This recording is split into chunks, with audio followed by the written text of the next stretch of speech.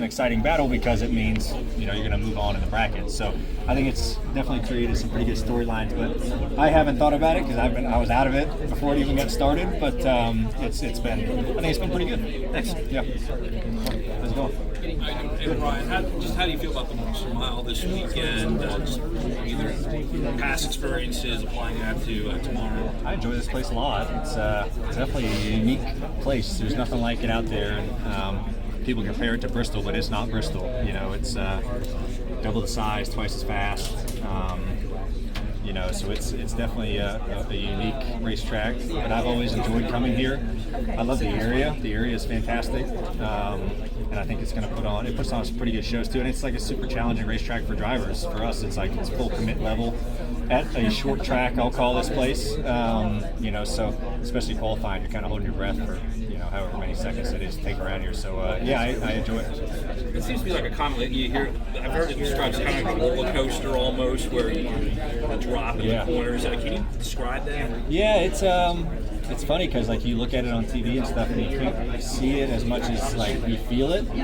It feels like you jump off a 2-story building going in there, and then everything loads up, and the G-forces are big. And then you come out of that hole, at the exit of each corner, and it feels like you're climbing back up, a big hill, and then you car gets light at the very peak of the hills, and that's right when you are asking for a bunch of kind of rear grip to finish the corner. So there's a lot of different elements to it, and then the drop here, getting into each corner, is tough for us. Just car setup wise, all right, if you're too low, you see it in practice all the time. Guys bottom out and wreck, but you have to be fully committed, and there's really no room to miss it. It's a pretty wild ride in there for us, and it's pretty entertaining to watch on TV too. Ryan, you posted on social media last week after the Sonoma race about talking about getting back to somebody and why you didn't do it, with thinking about the shop guys who work on that. Do you feel like maybe something like that could put that in the head of the drivers, that they can maybe take advantage of you more, and with that, knowing that you may not do anything? I don't know. I get a hard time for getting a little loud on the radio and speaking my mind and stuff, and it's just kind of who I am. It's how I let things go.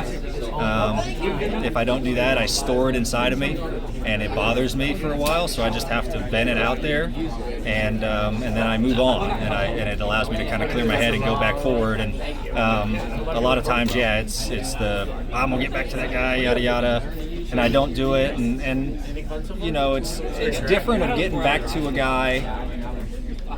You can do it in different ways, the next time you're around that person, you might take a little more space. I think a lot of people see it as, oh, he's just going to wreck him. It's well, no, there's two different lines when it comes to that. And I definitely have not been afraid of taking a ton of space to the person I've had a run-in with, but I'm not going to go out and wreck somebody. That's just not who I am. I feel like it's a lot of who people are, and I'm just not a fan of it. I just don't see it. I just don't like it. So, I wouldn't say I never get back at people. I just don't do it to where it's a highlight reel where you're wrecking a bunch of stuff and you're putting a big burden on these guys that put it together every week. Major channel announcement. Do you love NASCAR coverage?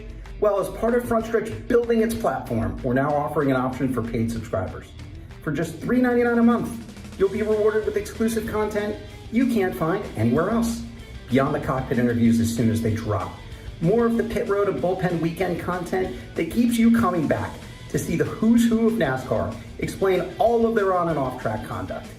We'll even be doing some where are they now pieces, taking a look at former drivers and owners that made an impact on the sport.